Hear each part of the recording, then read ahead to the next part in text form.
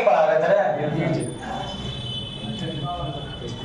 त्रिभुज के क्षेत्रफल कौन विधि से सीख रहा था, ये बता दो। डिटरमिनेंट विधि से सबको याद भी होगा, लिखने की जरूरत नहीं है। बताओ 1/2 बोलो, x1 x2 x3 y1 y2 y3 1 1 ठीक है।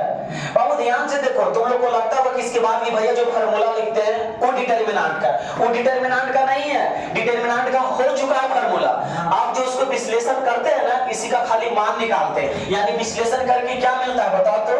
1/2 x1 बोलो y2 minus y3 plus x2 y3 minus y1 plus x3 बोलो y1 minus y2।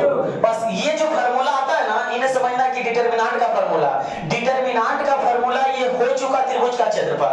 ये जो हम निकाले इसी को हल करके छोटा कर दिए, यानी हल करके छोटा करने के बाद फिर किसका फार्मूला में जाता है, कोऑर्डिनेट का, है ना। तो खाली ये वाला लिखेंगे तो कोऑर्डिनेट, और इसके पहले ये वाला बतिया लिख देंगे तो क्या हो जाएगा, डिटरमिनेंट सामने। ठीक है, तो इसमें से हम कितना क्वेश्चन बता दिए थे ये बताओ पहले। 6 तक क्लियर हो गया था। चलो अब ध्यान से देखो, साथ ही साथ संरेख की बातें भी बता चुका था ना। यानी संरेख कब होता है बताओ, जब त्रिभुज का क्षेत्रफल क्या है 0, तब क्या होगा वो संरेख। चलो तो संरेख से भी कहना कोई बात नहीं। इधर आ जाओ, क्वेश्चन नंबर 7 हम देखते हैं आज। बन गया 7 8 देखो 8 बतला रहा हूं तो। क्वेश्चन नंबर 8 कह रहा है 3 बिंदु दिया हुआ है, a, 0, b, x, y संरेख है। संरेख है कि साबित करना है, दिया हुआ संरेख है। यदि x बटा a प्लस y बटा b बराबर कितना हो, 1 हो, ये कंडीशन हमें दे रखा है। कार्य बिंदु इतना इतना संरेख है, यदि इतना बराबर इतना, तो सबसे पहले हम इसको त्रिभुज का क्या निकालेंगे, क्षेत्रफल, त्रिभुज का क्षेत्रफल। अच्छा ये फार्मूला मिटा दें, ये कोई काम कम नहीं ना है।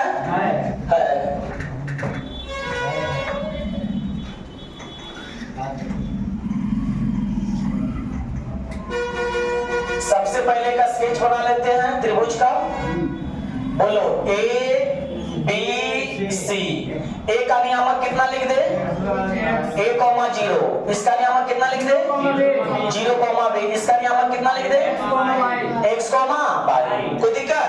और हमें कह दिया है चूंकि त्रिभुज यानी संरेख है, क्या है संरेख है, यानी संरेख होने पर, संरेख होने पर हम क्या जानते हैं बोलो, त्रिभुज का क्षेत्रफल बराबर 0।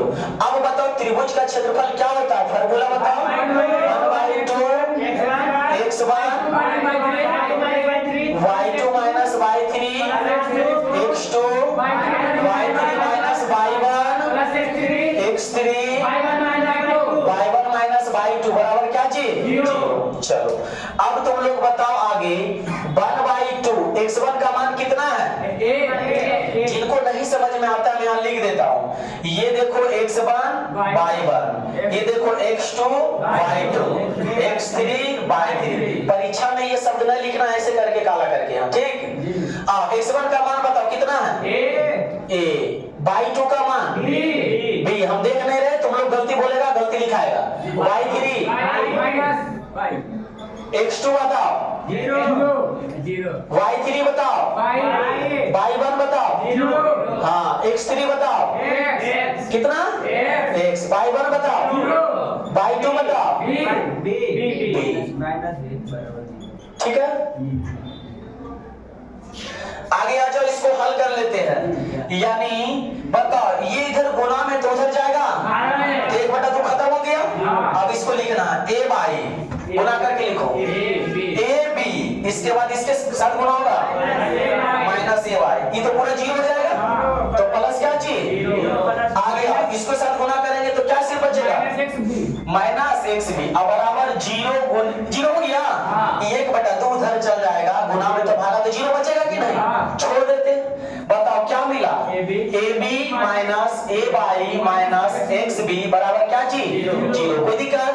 अब यहाँ बाई है ना, अच्छा अब बताओ ab minus a by minus XB बराबर क्या आया 0।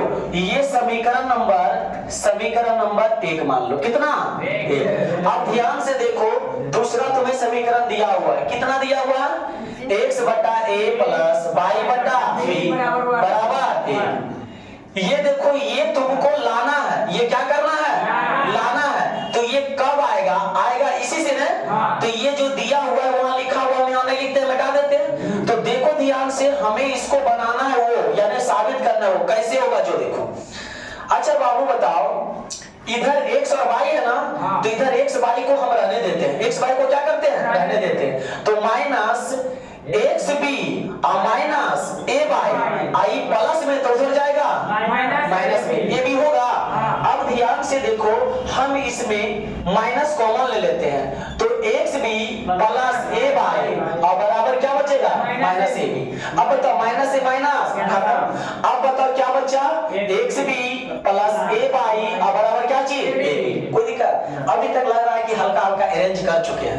अब सिर्फ XY हो गया। अब ध्यान से देखो क्या AB है उधर और उधर AB है ना है। तो इसको हटाने के लिए हम क्या करेंगे AB से भागा दे देंगे। तो यहाँ क्या लिखेंगे AB से दोनों तरफ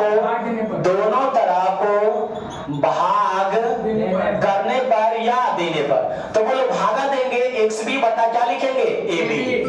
AY बटा क्या लिखेंगे AB बराबर AB बटा क्या चीज AB।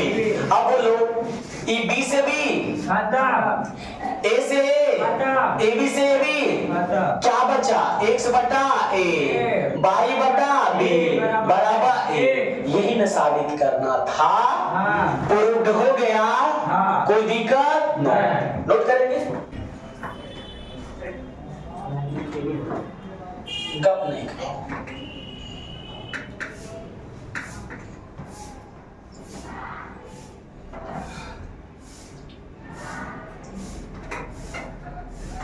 चलो आगे ध्यान से देखेगा। अभी तक तुम लोग को संरेख और त्रिभुज के क्षेत्रफल हमें लगता है दोनों चीज सीख गया होगा। संरेख कब होता है, त्रिभुज का क्षेत्रफल कब निकालता है। क्लियर। अब आगे देखेगा इसके बाद क्वेश्चन नंबर 9 बनेगा या नहीं बनेगा ये बताओ। 9 नंबर बन जाएगा हमें लगता है। के का मान निकाले ताकि संरेख नहीं बन जाएगा, ये बन जाएगा। आगे 10 टी का मान निकाले ताकि क्या है संरेख है। अब अगला 11 नंबर देखते हैं। 11 नंबर कह रहा है सारणिक का प्रयोग कर इतना तथा इतना दो बिंदु दिया हुआ को मिलाने वाली रेखा का समीकरण निकालें। याद रखना हम यहाँ पढ़ रहे हैं सारणिक विधि, तो रेखा का समीकरण भी निकालेंगे कौन विधि से सारणिक विधि से। तो सबसे पहले आप लोग यहाँ पे एक पॉइंट बनाएंगे, उसको ध्यान से देखिएगा। पॉइंट है दो बिंदुओं तो दो बिंदुओं कोई होगा तो उसका नियामक होगा। तो हम नाम दे देते हैं x1, y1 तथा अगला बोलो x2, y2 से जाते हुए रेखा का समीकरण। किसका समीकरण रेखा का समीकरण। याद रखना रेखा का समीकरण हमेशा लीनियर होता है। लीनियर मतलब एक रैखिक होता है। क्या होता है एक रैखिक कहने का मतलब रेखा के समीकरण में सिर्फ घात 1 रहता है। क्या रहता है घात 1 और राशि उसमें चर राशि 2 होते हैं x और y। जैसे देखो अगर हम लिख दें 3x प्लस y बराबर 5, पूछेंगे किसका समीकरण है तो क्या बोलेगा रेखा का। बता इसका घात 1 है, इसका भी घात 1 है और बताओ 2 चर राशि है x और y, इसलिए किसका समीकरण होगा रेखा। तो ध्यान से देखो हमें दो बिंदु से जाती हुई रेखा का समीकरण बताना है और वो भी कौन विधि से डिटरमिनेंट विधि से। बिल्कुल आसान है, एक शब्द में देख लेगा। दो बिंदु से जाते हुए रेखा का समीकरण बराबर हो जाएगा बराबर 1/2 डिटरमिनेंट x y और यहाँ क्या लिखते हैं x1 y1। देखो ऐसे त्रिभुज के क्षेत्रफल में हम क्या लिखते थे 1/2 x1 x2 x3 y1 y2 y3 और 1 लिखते थे। बोलो हाँ या ना लिखते थे ना। यहाँ बताओ कई बिंदु, 2 ही बिंदु है ना। तो यानी कि 1 x1 रहेगा और x2 रहेगा। तो ये पहला मिटा देते हैं और इसको कर देते हैं हम 1 और इसको कर देते हैं 2। इसको भी पहला मिटा देते हैं, इसको कर देंगे 1, इसको कर देंगे 2। अब तुम कहेगा भैया पहला को क्यों मिटाए, इधर मिटा देते हैं। याद रखना हमेशा रेखा का समीकरण में x y दो को होना चाहिए, तो पहला ही दिखना चाहिए। तो पहले x y दिखा कि नहीं, इसलिए x x1 x2 y y1 y2 1 1 1 बराबर क्या चीज, बराबर क्या चीज 0। अच्छा बताओ ई गुणा में ई गुणा तो इधर आएगा भागा में, तो एक और काम कहे जा पड़े गुरुज ना निपे के ना पोते के। तो बताओ दो बिंदु से जाते हुए रेखा का समीकरण डिटरमिनेंट विधि से क्या बोलेंगे, बोलो formula x x1 x2 y y1 y2 1 1 1 बराबर क्या चीज 0। बस दो बिंदु दिया रहेगा, इस पर मान रखेंगे, इसका मान निकालने आएगा ना जी। अरे डिटरमिनेंट का चिन्ह से इसको मान निकालने आएगा कि नहीं, बस हो गया। नोट करो, देखो अभी हम आप लोग को बताएं दो बिंदु से जाते हुए रेखा का समीकरण कौन विधि से बताएं, डिटरमिनेंट। याद रखना आगे जो क्वेश्चन दिया हुआ है सिर्फ दो को बिंदु देगा और लिख देगा कि रेखा का क्या निकालें, समीकरण। आपसे ये जिक्र नहीं करेगा आप सारणिक विधि से निकालें या कोऑर्डिनेट विधि से निकालें। आप लोग अगर 11th में पढ़े होंगे कोऑर्डिनेट ज्योमेट्री तो वहां पे सर बताए होंगे ये बात कि दो बिंदु से जाते हुए रेखा का समीकरण, और ये फार्मूला सर लिखे होंगे x minus x1 x2 minus x1 y minus y1 और y2 माइनस y1। ये किसका समीकरण है, रेखा का समीकरण, लेकिन कौन विधि से, कोऑर्डिनेट ज्योमेट्री से। और अभी हम आप लोग को किस विधि से बताएं, डिटरमिनेंट विधि से। अगर परीक्षा में क्वेश्चन आ जाएगा कि दो बिंदु से जाते हुए रेखा का समीकरण निकालो तो दोनों दिमाग में चलना चाहिए और जो तुमको उचित लगेगा उससे बना देना, कोई दिक्कत नहीं। तो अभी हम आप लोग को सिर्फ कौन विधि से बतलाएंगे, सारणिक विधि से। तो सारणिक विधि से क्वेश्चन नंबर आगे देखो तो कितना नंबर है, 11। चलिए क्वेश्चन नंबर 11 देखो, दो बिंदु कितना कितना है, 3,1 3,1 और 9,3। देखो लिखा हुआ है 3,1 तथा 9,3। इस दोनों बिंदुओं से जाते हुए रेखा का समीकरण आपको सबको पता है। अगर फिगर बनाना चाहता है तो इसे फिगर बना देना। ये रेखा है कि नहीं, इसका नाम दे दें A और B। इसका बोलो नियामक कितना लिख दे, 3,1, इसका नियामक 9,3। अब बताओ ये पहले आया इसलिए इसका नाम x1, y1 पड़ेगा, बोलो इसका x2 y2।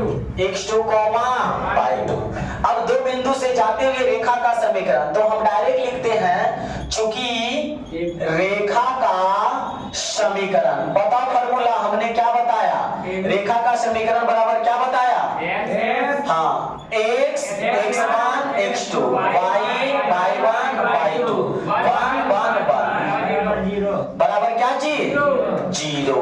अब बताओ x x1 का कितना मान है, बोलो सब बोलेगा, बोलता नहीं। x1 के मान 3, x2 के मान 9, y1 के मान 1, आगे बोलो 3 1 काम खत्म, बराबर क्या चीज 0।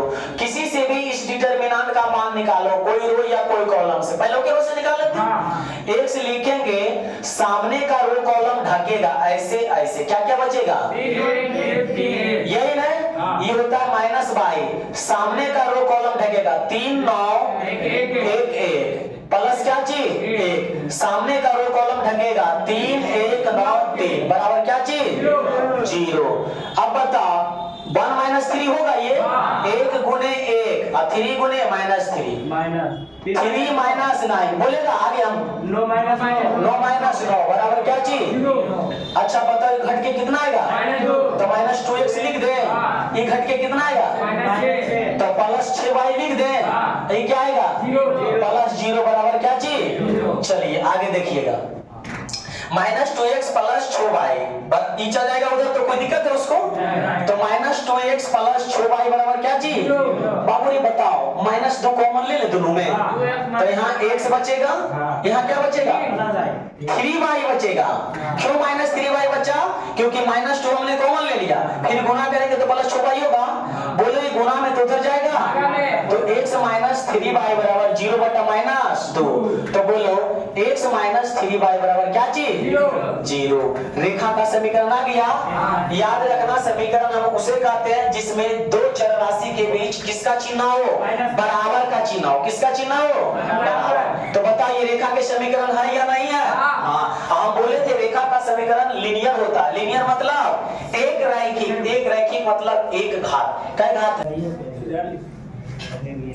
चलो मिटाते हैं। दो बिंदु से जाते हुए रेखा का समीकरण तुम लोग को कौन विधि से याद रह सकता है? डिटरमिनेंट विधि से याद रहेगा ना? हाँ। अरे बाबू याद इसलिए रहेगा क्योंकि तुम इसी विधि से बना रहा है, तब याद रहेगा। अगर कोऑर्डिनेट भी बनाता ना तो कोऑर्डिनेट बल्कि आसान रहता। चलो इस चैप्टर में अंतिम और आखिरी प्रश्न, क्वेश्चन नंबर कितना है? 12। ध्यान से देखो, 12 है कुछ नहीं। तुम लोग इसमें त्रिभुज का क्षेत्रफल सीखा और दो बिंदु से जाती हुई रेखा का समीकरण सीखा, दोनों को अटैच कर दिया, वो क्वेश्चन बना दिया, खत्म। तो देखो सबसे पहले क्वेश्चन नंबर 12 में कहा सारणिक का प्रयोग कर बिंदु ए तथा बी से गुजरते हुए रेखा का समीकरण। देखो इसमें जिक्र कर दिया किसका प्रयोग करते हुए? सारणिक का, यानी डिटरमिनेंट का। तो दो बिंदु दिया हुआ है, यानी ए का नियामक लिखा है 1,3 तथा बी का नियामक कितना लिखा है? 0,0। काम खत्म से गुजरते हुए रेखा का समीकरण।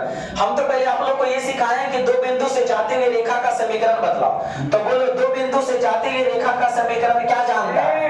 डायरेक्ट हम लिखेंगे रेखा का समीकरण।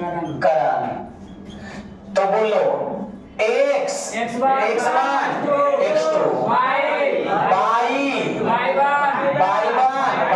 बराबर क्या चीज? 0। अब आगे बता x का कोई मान है नहीं, x1 के मान और x2 के मान y1 के मान 3 और ये 0 बराबर क्या चीज? इसका मान निकालने आएगा। बोलो किससे निकाल लें? फर्स्ट रो से निकाल लें। चलो फर्स्ट रो से निकालते हैं। सामने का रो कॉलम ढकेगा 3 0 1 1। ये माइनस में क्या होता है? बाई। सामने का रो कॉलम ढकेगा 1 0 1 1 1 0 1 1 और प्लस में क्या चीज? 1। सामने का रो कॉलम ढकेगा 13 2 मोती चूर का लड्डू, यही ना? चलो इधर आओ x, ये दोनों गुना करेंगे 3 और ये 0। इधर आओ माइनस बाई, ये दोनों गुना करेंगे 1 माइनस 0 प्लस ये 0 माइनस 0 बराबर क्या चीज? अच्छा ये घटेगा यानी हो जाएगा क्या चीज? 3x। ये घटेगा 1 यानी माइनस क्या चीज? बाई। ये क्या चीज बचेगा? 0 बराबर क्या चीज? 0।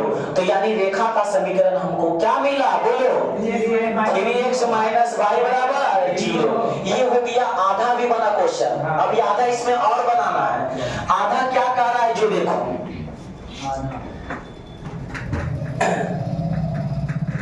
आधा प्रश्न और है इसमें कह रहा है कि ये तीसरा बिंदु भी कोई है, तीसरा बिंदु D है। तीसरा बिंदु क्या है? D। उसको भी हम लिख देते हैं, यानी तीसरा बिंदु D। तो D का नियामक कितना है? बोलो D का नियामक दिया हुआ है K0, यही है ना? K0। अच्छा बताओ ये तीनों से मिलाएंगे, तीनों बिंदु को मिलाएंगे तो वो त्रिभुज बन जाएगा। और हमें दे दिया है एरिया त्रिभुज, यानी त्रिभुज का क्षेत्रफल भी दे दिया कितना? 3 इकाई। वर्ग इकाई या इकाई? अच्छे वर्ग इकाई लिख देते हैं। 3 वर्ग इकाई दिया हुआ है। अच्छा बताओ 3 शीर्ष दिख रहा है, तीनों से वो त्रिभुज बनेगा। त्रिभुज बना ले।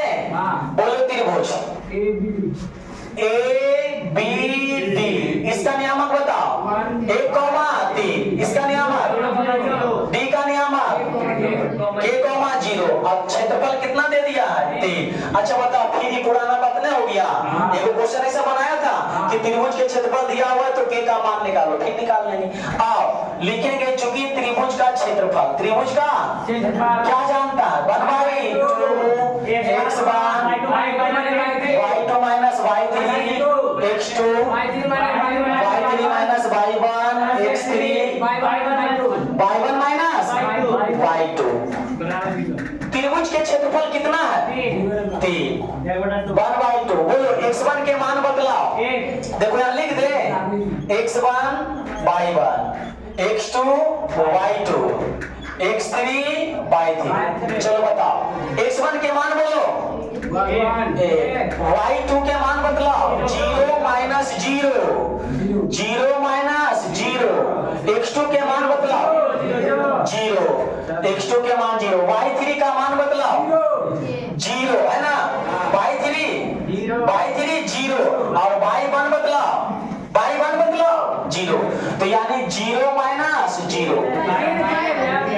अच्छा y1 कितना है, y1 3, हाँ, तो यानी y1 कितना लिख देंगे 3, x3 का मान बतलाओ, x3 का के, ठीक है, y1 बतलाओ, y1 3 और y2 तो यानी 3 माइनस जीरो, इसको हल कर लेते हैं।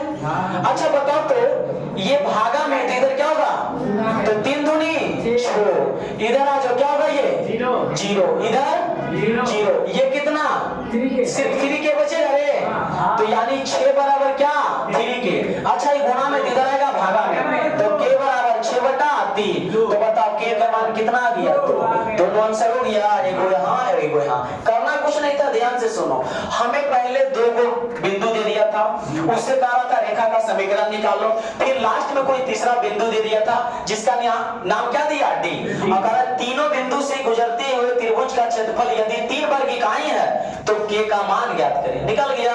अच्छा k के मान वर्ग इकाई में, इकाई में सिर्फ डिजिट में रहेगा, ठीक है, नोट करो, चलिए लिखा गया।